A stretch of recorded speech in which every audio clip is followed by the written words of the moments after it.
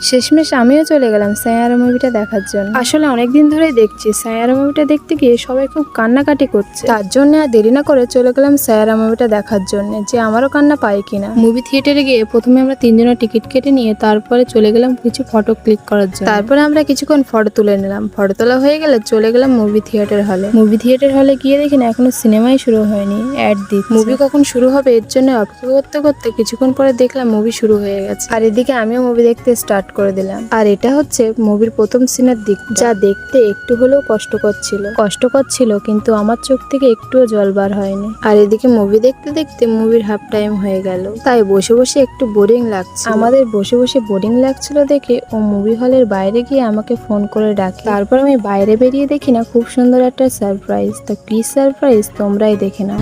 তোমাকে ডেকেছি ওইটা দেওয়ার জন্য। আমি তো জিনিসটা পেয়ে খুব খুশি হয়ে গেছিলাম, আর এরকম জিনিস পেলে কে বা না খুশি হয়। তারপর পপকর্ন খেতে খেতে মুভিটাই পুরো শেষ হয়ে গেল। মুভি শেষ, পপকর্ন শেষ, কিন্তু আমার এই সিট থেকে যেন উঠতে ইচ্ছা হচ্ছিল না। মনে হচ্ছিল যেন এই শুরু হলো আর এই শেষ হয়ে গেল। সত্যি বলছি মুভিটা খুব সুন্দর ছিল, কষ্টও ছিল, কিন্তু এমন কোনো সিন ছিল না যে কান্নায় লুটিয়ে পড়বো।